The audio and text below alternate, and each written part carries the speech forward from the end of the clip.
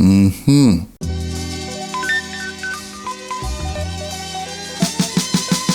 jam is number 2 on my list of favorite jams. Number 1 being sorrel jam, of course. Now I have to shout out Renaldo's friend Allan for the fresh guava.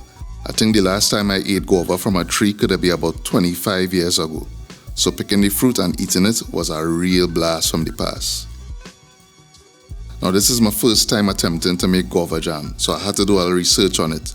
And my approach is going to be slightly different from the other recipes that you would find online. And before we jump in, let me get real about guava for a minute. Trigger warning. If you're squeamish, you might want to skip the next few seconds of this video. And growing up, worms was an inextricable part of the guava eating experience. If you find a guava without a worm in it, at least one worm, consider yourself lucky. From what I remember, we would just bite and spit out the piece with the worm and continue to eat the rest of the guava. And some people claim to have guava trees that bear fruit without worms. I would have to see that with my own eyes to believe that. So without fail, these guavas did have some worms in them. And so I had to cut them into quarters and remove the ones I could find. I'm pretty sure a few slipped through the cracks, but you know what to say. What do kill does fatten, what do fatten does purge. And anyhow you take it, we still had to cook and strain these guavas to make the jam, so we good. Consider the worms extra protein. So to make my jam, I'm not using any additives or thickening agents. As it turns out, guavas are naturally high in pectin, which is a natural occurring substance found in fruits and is used as a thickening agent in jams and jellies. And to develop the pectin in my jam, I add in 2 cups of white sugar to the guava, and I'm going to uncover it and leave it for at least 4 hours, but if you leave it overnight, that would be best.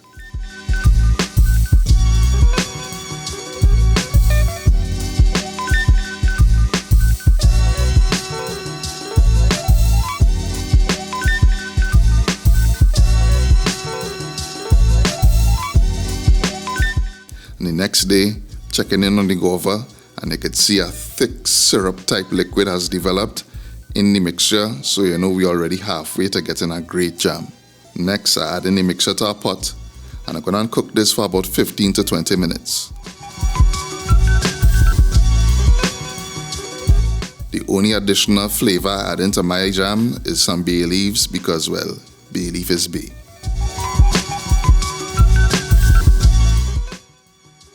I want to skim the foam that forms on the top and discard that, and I want to continue to cook on low heat.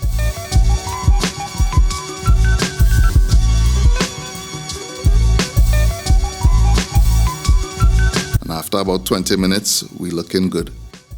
And if you know anything about guava, you know it have a grittiness state, so you definitely want to use a blender and blend this for a smooth consistency.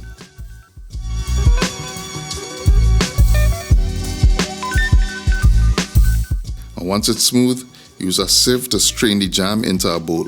Now you would need a spoon or a rubber spatula to push the jam through the sieve.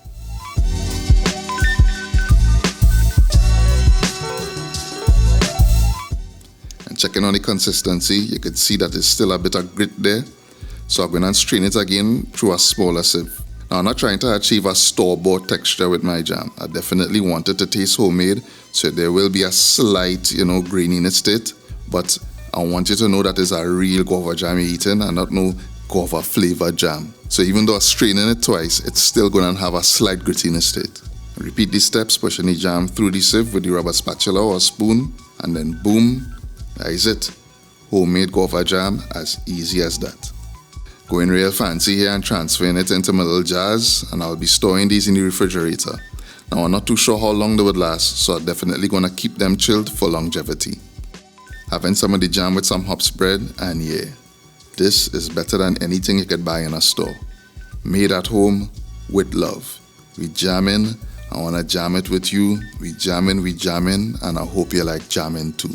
Much thanks again to Allan for the guavas. It really brought back some memories and I was real glad to get the opportunity to make this jam. If you like this video, please give it a thumbs up, give it a share, and if you're not subscribed to the channel, please take a moment to do so. A full link to the recipe can be found in the description of the video. Thanks for watching, and I'll see you in the next one.